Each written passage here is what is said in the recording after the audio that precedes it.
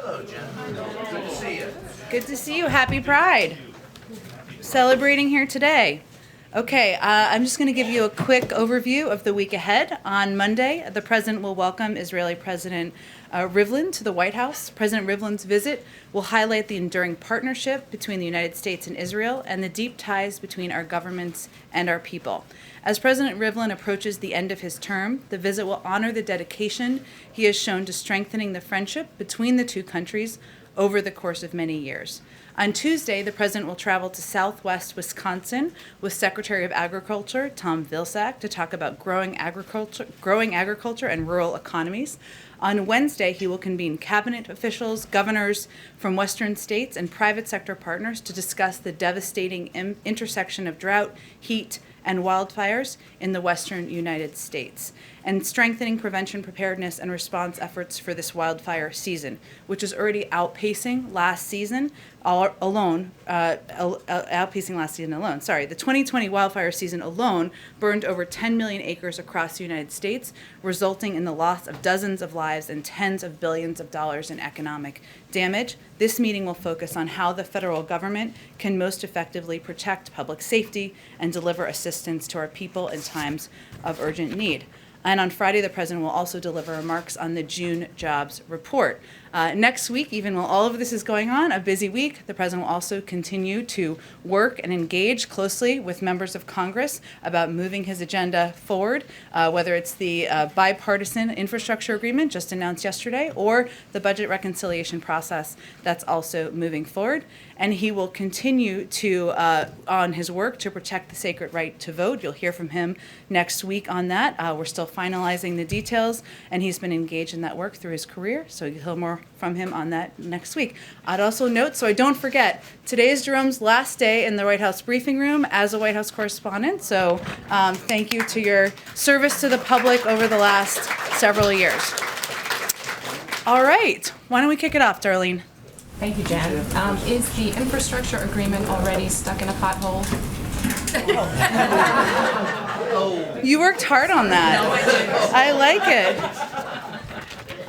Absolutely not, in our view. The President is continuing to, as he said yesterday, there's work ahead. There's no question about that. But yesterday was a significant moment when you saw Democrats and Republicans and the President of the United States stand outside together and say, we've come to agreement to work toward passing a historic investment in infrastructure, one that would have, I just have this handy chart up here, I thought someone might ask about this, would have key components that would help communities across the country. And I talked with him about this morning, what he was most excited about, what he's going to continue, what his message is going to be as he continues to advocate for this bill moving forward. One is the significant economic impact. It's going to help create millions of good-paying union jobs. It will also have a huge impact on low-income communities, on communities of color. It will eliminate lead pipes to stop kids from drinking poison water. Flint, Michigan should not be so far away that we don't remember the impact on that community. Part of this package will help prevent that from ever happening again. It includes the single largest investment in environmental remediation in history. What does that mean? A lot of people at home don't know what that means, so I'm going to explain it. And it's 100% of what he asked for. It means cleaning up pollution in communities that have disproportionately borne the brunt of environmental pollution. It also means capping wells where big oil companies left wells uncapped with methane pouring out. It means putting people back to work to do the work we need to do to help create a clean energy economy for the long term. And it has the largest investment in public transit in our nation's history. We know this will also have an enormous impact on low-income communities, many communities of color. I'll also note there are huge components of this package that will help address the climate crisis. One is the first time we've ever invested, in a network of EV charging stations across the country. So electric vehicles, I don't currently own one, maybe I will in the future, who knows?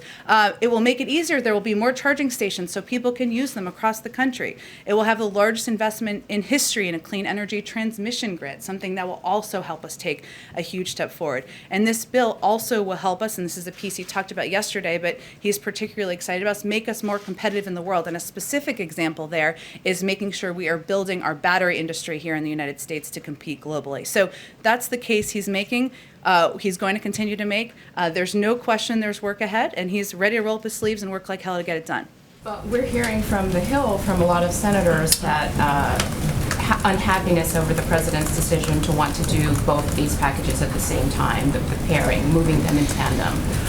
When senators agreed to this deal, was the White House upfront with them that this was the way the president wanted to proceed? Well, first, you all have heard the president say multiple times publicly that he was going to move these bills forward, wanted to move them forward in parallel paths. And that's exactly what's happening. That hasn't been a secret. He hasn't said it quietly. He hasn't even whispered it. He said it very much out loud to all of you, as we have said many times from here. I will say that the president's view is that the public, the American people, elected him to not lead on process, but to get things done. The House and Senate are going to determine, the leaders in the House and Senate are going to determine the sequencing, the timeline, and he looks forward to signing both pieces of legislation. One other quick one. Yeah. What is the plan for, will we get a statement from the president after Derek Chauvin is sentenced? Do you expect the president will call George Floyd's family, be in touch with them after the sentence is It's a great announced? question, Darlene. I don't have any I don't have anything to preview for you. I guess I should say at this point we'll wait for the sentencing to come out. As you know, he has a close personal connection with the Floyd family, and certainly I know they and we are all watching this closely. Go ahead. Thanks, Jen. Does the president have any plans to visit Surfside to see the devastation for himself? Well, I would say first that any decision along those lines would be done in coordination and cooperation with local authorities. As you know, and you all have been covering this closely, right now we're in a rescue and recovery phase of this, and there have been frequent updates from local authorities on the ground. So I don't have any trip to preview or predict for you at this point in time. How did the vice president choose El Paso as the location for her first trip to the border as vice president? It's a great question. I was interested in that as well, so we looked into it. I would say that El Paso has an interesting history, as you may know, because it was the place where the former president it was a base place of where he put in place some of his immigration policies that we felt were so problematic. And so it's a place that has a little bit of historical connection in that regard, and it's an opportunity to draw a bit of a contrast with what we're trying to accomplish. Can you give us any details about the 3 staffers in the vice president's office who are leaving, and what should we take from the fact that you have several key staffers who are leaving this early in the administration? I just don't have any more details on the circumstances of their departure. As you may know, these are sometimes high stress jobs, tiring jobs, exhausting jobs, but I don't have anything more specific on their decisions. Go ahead. Following up on Surfside, if I can, very quickly. Obviously, no details about whether he plans to travel there. Has the president now spoken to Florida Governor Ron DeSantis about the circumstances there? We're working to set up a call between the president and the governor that should be happening this afternoon, and we'll give you all a readout of that when it happens. We'll wait for that readout when it happens. The president yesterday spoke about voting rights and what he would be doing. He said, quote, "I'll be going around the country making the case." So he announced it. What specifically is he doing? Where is he going? And what is that going to look like? Stay tuned. I don't have any specific visits to announce for you yet, but this is going to be a fight of his presidency. He believes that voting is a fundamental right for the American people. He's going to use every lever at his disposal to advocate for that. You'll hear more from him next week as well. The DOJ announcement today that they would be filing this lawsuit against Georgia, given what's going on with their election law there. Did the White House play a role in that? Did the president consult anybody? Does he have any thought on it? We did not. That was an announcement they made on their own, but it certainly is consistent with the president's commitment to the administration and the guidance he's given publicly and directly to use every lever at our disposal to ensure we are protecting the fundamental right to vote across the country. Go ahead. So on the timing of when the president's going to get out and advocate for voting rights, I mean, how soon can we see this? We're hearing everyone from the Department of Justice to activists saying that this is a really urgent issue. So how soon can we expect this? Well, the president's going to speak to all of you and to the public next week about his continuing commitment to voting rights, expanding access to voting rights, something that he's worked on for decades through his public career. And I expect he'll have more to say then. And if you could just follow up and maybe clarify when the president's talking about doing these 2 pieces of legislation in tandem. Is he going to wait for both of them to land on his desk? What exactly is the timeline here? How does this play out? Well, again, he believes the American people elected him to lead on getting results, to put out bold ideas to the public. That's exactly what he's done. And we're going to leave it to leaders in Congress to determine the sequencing and the timeline for those pieces moving forward. But he's going to use every lever at his disposal. He's going to be involved. He's going to roll up his sleeves. He's going to work like hell to get both of these pieces of legislation done. What does that really look like? Because he says that if one doesn't come to him, he's not going to sign the other. So is he going to wait for both of them to land on his desk before signing the bipartisan package, waiting for the reconciliation package to come through? He fully expects, hopes, plans to sign both into law, and he will leave it to leaders in Congress to determine the timeline and the sequencing. Go ahead. So just to follow up both on that and Darlene's question, the issue Republicans seem to be having is on that specific issue. I won't sign it if the other one isn't on my desk. And I think that's what has them frazzled, perhaps would be the word right now, an eloquent one.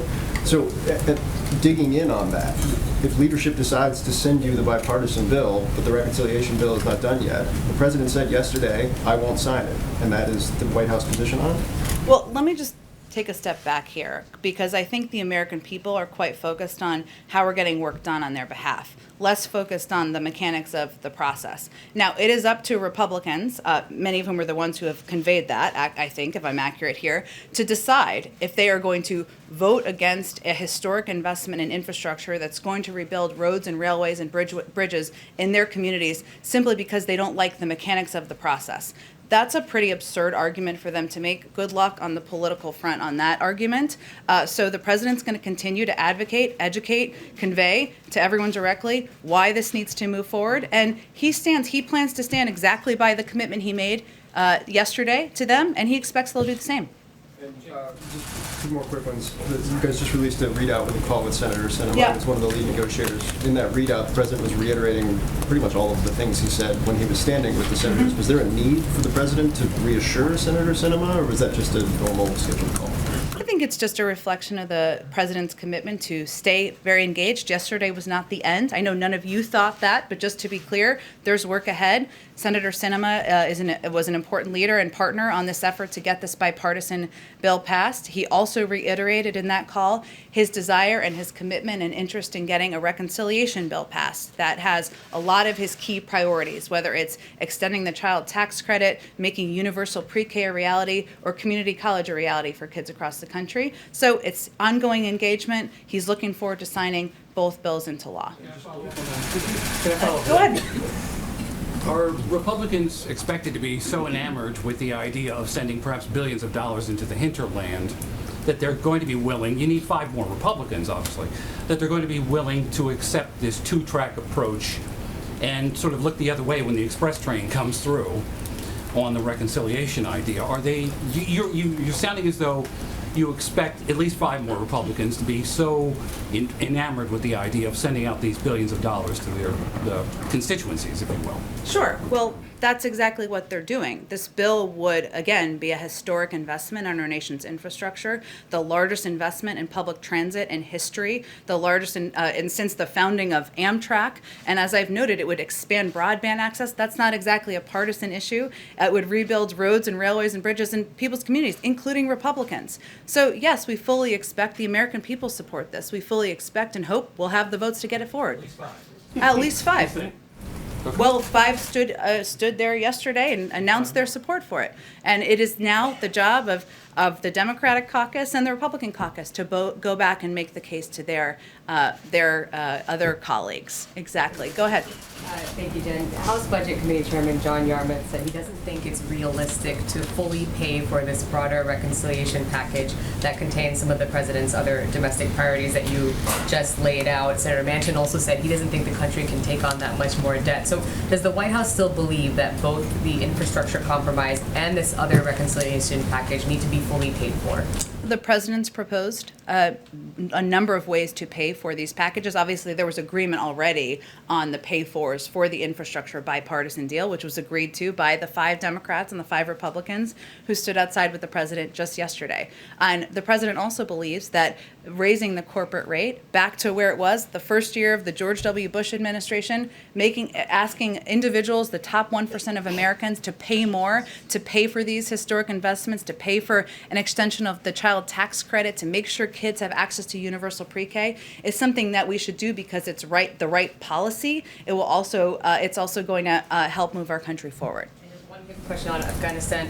Can the president declare a true end to the war if the U.S. is planning to keep 650 troops in the country to provide diplomatic security, as well as several hundred additional troops to maintain security at the Kabul airport? Well, again, I would say the president was clear from the beginning that we anticipated and planned to have a diplomatic presence on the ground, and so he's doing exactly that. Can I follow up on that, Jen? Sure. On Afghanistan, and then I have a follow-up on something else, but on Afghanistan, if we're keeping people there, what's the contingency if, in fact, the Taliban takes over the country? Do you have a contingency, does the administration have a contingency for that? In what regard? Well, what will For you the do? safety of our Well, men and I women understand the serving safety, in but Kabul, or I understand the safety of our people, but what about the safety of the country? We've been there for X amount of years. Are we going to reinvest more people if that's the case? Will there be boots on the ground? What exactly is this administration looking at if that country falls to the Taliban? Well, here's, I think, what's important to note, Brian. When the president made this announcement, he was very clear that if we did not pull our troops, withdraw our troops from Afghanistan, something that he has long talked about having an interest and a desire to do, the Taliban would have been shooting at U.S. troops again on May 1st.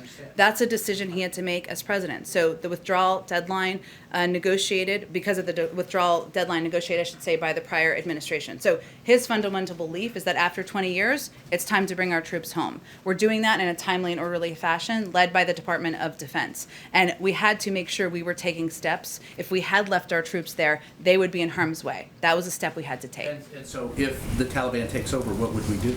Well, again, I'm not going to get ahead of or anticipate. We have a range of capacities, including over-the-horizon capacities and capabilities that we will maintain in place. The president announced that at the beginning of his announcement. Follow up. The other question is this administration prepared for? We've heard rumblings from the former president and his supporters about August and the inevitability of him being reinstated. Is this administration prepared to meet the challenge if, in fact, they press that issue in August? I mean, we've already seen an insurrection. What would this administration's actions be if that is pressed in August? The president is prepared to continue to govern and lead the United States of America, and of course, should there be an elevation and escalation, that is something we would certainly monitor and track as well. Go ahead, Jackie. On reconciliation, before the president made this statement yesterday, had there been any understanding between the president and the GOP senators who were negotiating that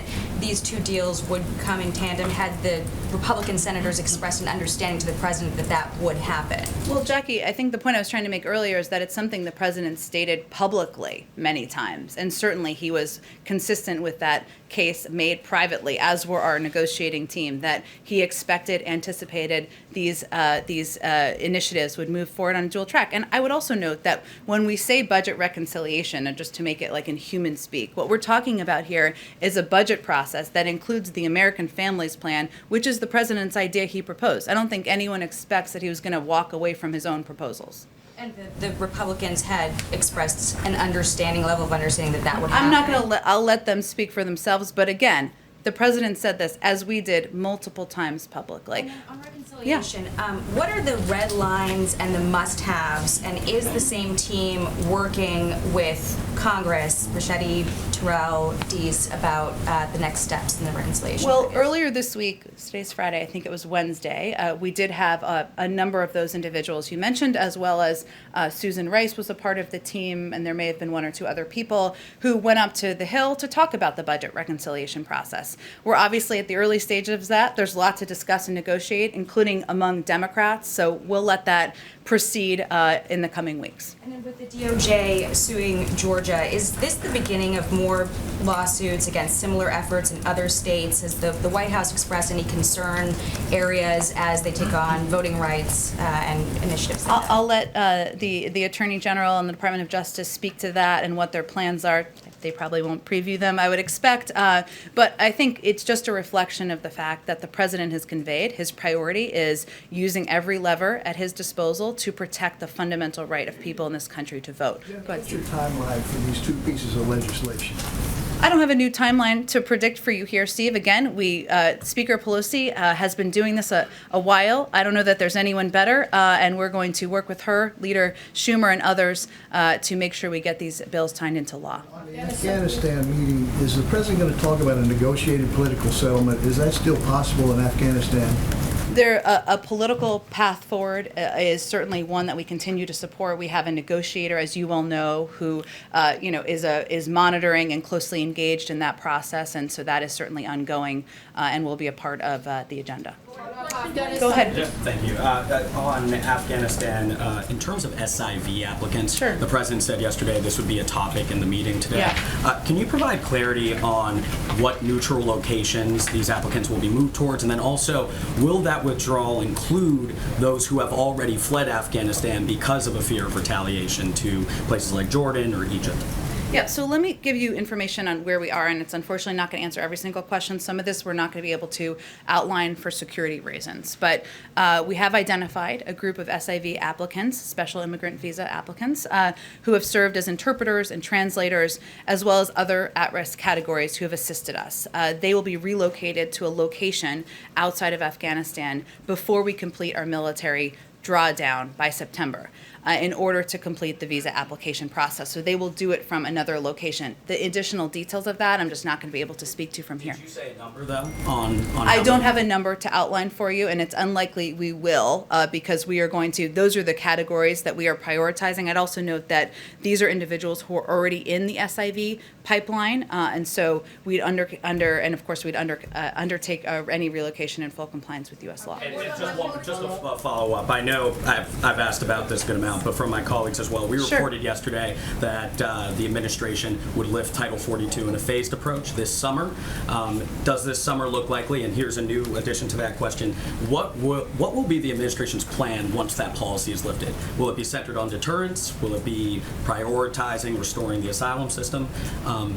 Well, first I would say on the second part that of course we want to restore the asylum system and we want to make it more operational, we want to make it more humane, and there's a lot of work we need to do after the disaster of the last 4 years on this front. In terms of the timeline of Title 42, I know I keep saying this to you, and I apologize, it's the same answer, but that is a decision that will be made by the CDC. I have nothing to preview for you in terms of the timeline. Go ahead, Karen. Go ahead. Jen, Georgia Governor Brian Kemp today accused the president and his allies of weaponizing the Justice Department to undermine election integrity. What's the White House reaction to that? I would say if you have such a fear of making it easier and more accessible for people to vote, then I would ask you what you're so afraid of. Does the White House see the Justice Department as its only real way of going on offense against some of these sweeping efforts across the country to implement voting restrictions, that as opposed to legislation right now? No, we don't. That's a good question. I mean, it is an area where, of course, the Attorney General and some of the as you know, Kristen Clark, Vanita Gupta, some of the highest ranking officials in the Justice Department the president nominated and pushed for their confirmation have long records of advocacy, effectiveness, and work on these issues. So he certainly entrusts them with the work they're going to continue to do on this front. We are going to continue to fight for, battle for, work toward federal legislation. I know it does not seem easy at this time. Hard things, we do hard things. That's what we do here. But we're also going to continue to engage, and this is as it relates to an earlier question, with local activists, with local legislators. You've seen the vice president do a bit of this, engage with and work with them. We're going to fight this fight on many fronts, and certainly not the role that the Attorney General and the Justice Department may decide to take is one, but there are a number of other ways the president, the vice president, and our administration will be continuing to fight for voting rights. Go ahead right in the middle. Today on the anniversary of Shelby versus Holder, you have over 25 buses coming in between today and tomorrow on these freedom rides being led by Black Voters Matter. Has anyone from the administration spoken with them? I know that they're going to be holding a news conference later on today, Yeah. but have you reached out to them? That's a great question. I'll have to talk to our outreach team and some other senior members of the team to see if they have been engaged directly with them. I don't know if Also, they when may. it comes to the president trying to lower crime rate in the midst of this spike, there have been many reports showing that adding more money to police departments does not necessarily correlate with lowering crime. Why did the president decide to do that, or instead of attaching it within the order to having the police departments have some type of system where they have to do something in order to receive that type of money? Well, first I would say that the president, and we saw some positive steps forward just yesterday on police reform in the negotiations. That's certainly a positive step. The president believes we need to do both. And most people in most communities across the country where there's rising crime agree. And what the president announced just a couple of days ago was primarily a plan to reduce gun violence, which he feels is a big driver of violence across the country. But I would say community policing is something that we've seen as effective, building trust in communities, ensuring that that law enforcement are working on behalf of communities. That's what he was proposing funding to go towards. That is different than a step as it relates to the criminal justice system. If you're going to talk back about creating a police oversight commission? Well, I think a number of activists have conveyed that is not their preference for the path forward. They want to see this legislation move forward. We've seen some progress on that front, so that's where we're going to put the basket. We're going to put our eggs. Go ahead in the middle. Yeah. Now that Vice President Harris is visiting the border as we speak, when will President Biden visit? I don't have anything to predict for you or preview for you. As the president has said, the vice president said back in March she'd be open to visiting the border, and if it's constructive and moves the ball forward for the president to visit it, I'm sure he may. But we come with a bunch of people, as you all know. On voting rights, I just want to be clear. Are you saying that the White House had no contact with the Justice Department about this decision to move forward in Georgia? Is the Justice Department completely independent on this? No, I'm not. Or is this It's a priority to the president. And yes, of course, we are allowed to know. But it is. I was not meaning to convey that. But it is a decision made by the Justice Department to move forward. But clearly, a priority of the president to take action wherever we can in government to make it more accessible to vote for people across the country. Go ahead. Jen. Let me go to her first, and I'll go. Thanks, Jen. When you talk about engaging at the state level voting rights, what does that look like? Aside from travel, how will the administration be scrutinizing new laws going into place? Well, you saw the Department of Justice take an action today. That's an example. But you've also seen the vice president meet with legislators and work and talk with them about the path forward and how we can work together to fight back against efforts to suppress the vote across the country. So those are two examples, but also engaging with activists. I will say there are a lot of people in this building who know a lot about how to engage, educate, empower people to know what their rights are. We want to work with states and local authorities to do exactly that, but the president will be talking about this more next week. Does the administration believe that's making a difference in Republican-controlled state legislatures? We'll have to see. Go ahead. President of Angola, President João Lourenço, was at the United Nations this week, and his main goal there, or his main focus, was to advocate to end the armed embargo that is going on in the Central African Republic. And President Lourenço is now the acting president of the International Conference on the Great Lake region. So he knows the area. He have done a lot of work to bring peace and security in this region. That's why he advocated strongly to end the embargo. But the United States wants to continue the embargo. Do you know what is the main reason, or what is the interest of the United States to keep the embargo on the Central African Republic? I'd really point you to our UN ambassador, Linda Thomas Greenfield, or the State Department for that question. Go ahead. I just have one. I think we have to move on. Go ahead. Is there any situation in which the president would sign the bipartisan infrastructure deal without an accompanying reconciliation bill? The president fully expects and plans to sign both pieces of legislation into law. Okay. the end of the Supreme Court term is next week. Does the president or the White House expect any retirements, and what would the message from the president be to a justice who might be thinking about hanging out the rope? It's a decision for them to make as an individual, and he would support whatever decision they make. Go ahead. President Biden met with financial regulators earlier this week. I'm wondering if there's any discussion about buy now, pay later companies, so like Klarna, Affirm, Afterpay. These are becoming very popular in the U.S. in retail transactions, and Europe recently made moves a few months back to regulate them. Is there anything you can tell me about that? You know, we provided a readout of the meeting and what the focus of the meeting which was to provide an update on the state of the financial markets, to talk about how they can work to make credit more accessible. I just don't have anything more to read out for you. You could certainly reach out to any of the regulators if they want to speak about anything they raised, but I don't have more of a readout from here. No discussion from the White House on that. I would point you to the regulators. I don't have any more to read out from here. Go ahead. Jen, the president is meeting shortly with President Ghani and Chairman Abdullah. They met yesterday with the Senate's minority leader, and after that meeting, he called for a reversal of course by this administration to avoid a Taliban takeover of Afghanistan, contending that'll give rise to renewed terrorism threats to the U.S. homeland.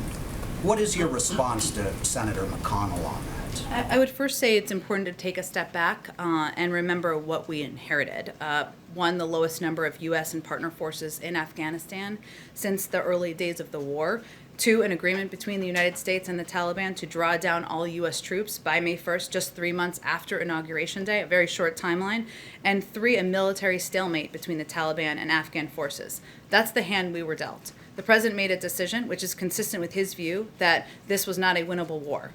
To bring the U.S. troops home after 20 years of fighting this war. And a big part of that decision was also around the fact that if we left our troops there, our troops would be at risk because the Taliban would be shooting them by May 1st. That's the basis of it. Are there challenges to it? Of course. Will we continue to be engaged, as is today is evidence of, with the government about how we can continue to provide humanitarian security support? Yes, we will. Will we have a presence on the ground? Yes, we will. But that was a decision the president made with all of those factors involved. Go ahead. Thank you. Good to see you again. Oh, hello, Goyal. How are you? Thank you. Good to see you again. Good to see you. Quick two questions, please. One on U.S.-India relations, of course. Prime Minister Modi have spoken with President Biden a number of times. And have they, at the level of moving forward U.S.-India relations now between the two of them, and as far as the vaccine is concerned, and where do we stand?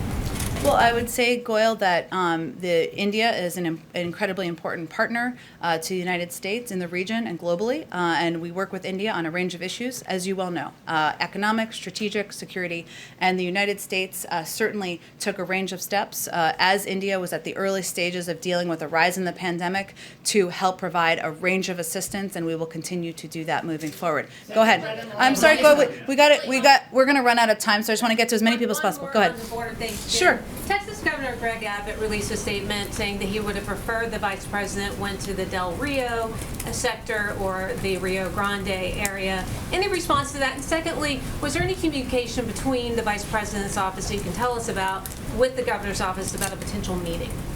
A meeting with the governor? Between the vice president and the governor. I am happy to check with them and see if there was, or if that was ever a part of the plans, and I'll get back to you on that. To his criticism about where she went today. Well, I would say the purpose of the vice president's visit, as we've outlined, was to, she's long said she would be open to visiting the border. She's doing that with Secretary Mayorkas, who oversees the border and has helped lead a range of progress there that we've seen over the last couple of months. And there certainly is a connection between the important work the vice president's doing in the Northern Triangle, where we've also seen a reduction in migration of unaccompanied children since March and since April. So that's the purpose of their visit. In terms of direct consultation with the governor, I'm happy to check and see if there's more I can read out for you. Go ahead in the middle, in the back. Thanks. Yeah, go ahead, and then I'll go to you right in front of me. Go ahead. On the governor's, the meeting with Western governors next week, can you tell us anything about which governors are invited, what we can expect to come out of that meeting? And then specifically, the president mentioned he was surprised at just how little federal wildland firefighters are paid. What would the administration do about that? Well, one, we could pass a federal minimum wage, which would represent a higher wage than it seems the firefighters are getting. But certainly he will continue to advocate for additional support and assistance for the men and women serving as firefighters around the country. Let me give you a sense of the governor's coming. So the meeting first will focus on how the federal government can improve wildfire preparedness and response efforts, protect public safety, and deliver assistance to our people in times of urgent need. As a former local elected official himself, maybe he will always feel that way in his heart, I think. He feels it's really important to engage directly, sit with people as you can, either remotely or in person, to really discuss what the holdups are, what the challenges are, how can we help be better partners from the federal government. So this is an example of that. Governor Kate Brown, Governor of Oregon, Governor of California Gavin Newsom, Governor of New Mexico Michelle Lujan Grisham, Governor of Wyoming Mark Gordon, Governor of Colorado Jared Polis, Governor of Utah Spencer Cox, and Governor of Nevada Steve Sisolak will be the governors who will be in attendance. Just that Governor Little and Governor Jim Forte are not invited? That's the list of attendees I have. I can certainly check if there's more on who or was or wasn't invited. Oh, go ahead. I said I would go to you right next again. We'll make sure we get to you, I promise. Go ahead. Can you offer more specifics about what the President and the White House will do over the next week to continue to boost support for this infrastructure bill? Can we expect him to be on the phone with Republicans that have expressed concerns about his comments yesterday, or? You can expect, as is evidenced by the fact that he had a conversation with Senator Sinema. It's a Friday. It's a hard one. Senator Sinema this morning, that he will, of course, be on the phone, and he will be engaging directly with members of both parties about moving his priorities forward. Sometimes that's scheduled or planned a day in advance or the day before, so I don't have more specifics for you, but as they happen, we'll read them out for you. Follow up on that, please. Yeah. Has he called any of the Republican senators today? Obviously, you were mentioning earlier that he's talked about this publicly, what his stance was. There are Republican senators that are surprised by what he said yesterday and are upset, as has been reported. So has he talked to them today, and what is he doing to sort of keep this deal intact? Well, first, I think what he's doing, Anita, is continuing to convey and provide details to the public who care deeply about whether he's delivering for them, less about the mechanics of the process, about why this should be a package that's supported broadly by Democrats and Republicans across Congress. So that's what I did, certainly at the beginning, and that's the case he's going to continue to make. Did he call any of those senators today, though? I don't have any additional calls to read out. I think, let's see, go ahead. Thanks so much, Jen. First, just following up on an earlier question. Sure.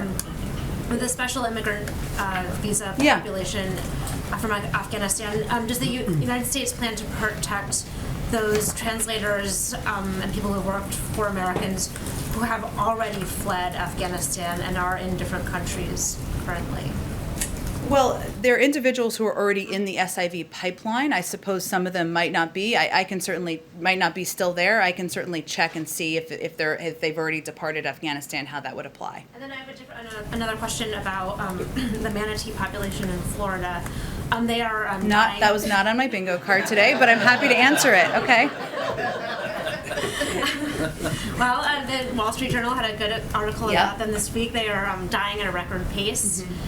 800 of them died in the last year, and I wanted to see if the administration believes that these animals should be relisted as endangered, and also whether anything in Biden's infrastructure deal that he struck yesterday would continue on to help with part of the problem is that the Florida waters are not clean. Yeah. And it's sort of hurting their habitat. Yeah, I will say, in all seriousness, I mean, certainly it's an important question, an important issue. I don't want the pro-manatee people to not think I feel that.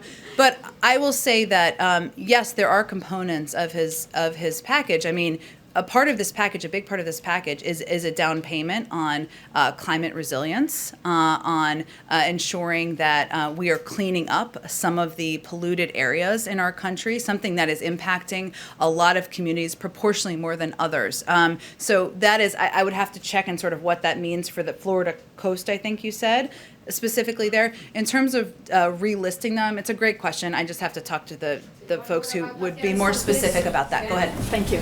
Razira Karimi, Afghan journalist. Many Afghan protesters outside the White House, they are waiting and they have a high expectation from today's two presidents meeting. Do you have any message for them?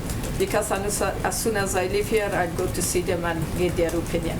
Well, I would say that the meeting today is an opportunity to convey from the president that we have an ongoing commitment. We are committed to supporting the Afghan people and the Afghan National Defense and Security Forces, even as we continue to undertake a security transition. The president is also going to emphasize during this meeting the need for unity, cohesion, and for the Afghan government to focus on the key challenges Afghanistan faces. And so, as you noted, we'll welcome both President Ghani and Chairman Abdullah, and one of the most important messages he will stress is that they need to have a united front as Afghanistan continues to address security and other challenges. And finally, he will emphasize our continuing diplomatic support for the peace process and for all Afghan parties to engage in good faith in that process. So the bottom line that you can convey is that he's going to discuss our enduring United States support, including through security assistance to the Afghan National Defense and Security Forces, development and humanitarian assistance to support the Afghan people, and diplomatic engagement and support of peace. Thank you guys. I'm sorry. You've got to gather. Oh, I'm sorry, Chris. And then I want to go to Amna because it's her first time too. So okay. All right. Happy Pride. I know we're running short on time. I'm just going to smush my multiple inquiries today on the LGBT developments into one, and that is. Take your time. It's okay. People can leave if they need to gather. No one is rushing you out of here. The initiatives today. How do they place in the president's both domestic and foreign policy agenda, and don't they fall short of the president signing the Equality Act into law? Well, let me start with the first one because I think that's an important question. Because what we do here and the values that we advocate for in the United States do send an important message around the world, and sometimes we forget that. So during his remarks today, the president will outline, of course, the historic step his administration has taken, but he will also renew his calls on the Senate to swiftly pass the Equality Act and provide overdue explicit civil rights protections to LGBTQ people and families across the country. He will also speak directly to the proliferation of state-level anti-LGBTQ bills, denouncing them as un-American and legislation disguised as bullying. And he will commend the community for their courage and bravery pushing progress forward. Finally, he will announce his appointment of Jessica Stern as the U.S. envoy to advance the human rights of LGBTQ persons at the Department of State, a role, just to make the connection here, that will be critical to advancing his agenda overseas and around the world as well. Any plans for the president to visit the soon-to-be Pulse Memorial? I don't have anything to preview in terms of travel beyond next week. We don't work too far ahead in planning around these parts, but certainly the fact that he's signing this legislation today sends a clear message about his commitment to the LGBTQ plus community and to commemorating what was a tragedy in our nation's history. Okay, last one, and then everybody can gather. The news hour has been in touch with Taliban spokesman Sohail Shaheen, ran by him the reports of hundreds of additional U.S. forces staying beyond the withdrawal. This is his response. He says it's a violation of the commitment and the agreement made by the U.S. It jeopardizes the peace process and could pave the way for continued prolonged war. So what's the White House response to that? I would say first that we have been very clear, and the president was when he made his announcement about his plans to withdraw troops, that we plan to have a diplomatic presence on the ground, including a security presence to protect our diplomatic presence on the ground. And that's something that has been a part of the discussion from the beginning. And beyond that, I certainly would have to talk to our national security team if there's more. Just one more quick one. The family of Mark Frerichs, a U.S. Navy veteran who is still held hostage in Afghanistan, is worried that as U.S. troops continue to leave, you've lost all leverage in any efforts to free him. So what's the president's message to his family? The president's message is that he will continue to fight every day of his presidency to bring Americans home who are detained overseas, whether it's in Afghanistan or any other country around the world. Again, we will have a diplomatic presence on the ground. We will continue to work closely with the government with security support, humanitarian support, and there needs to be a continued political process, ongoing negotiations. That will be part of the president's message today when he meets with the leaders. Thanks, everyone, so much. Happy Friday.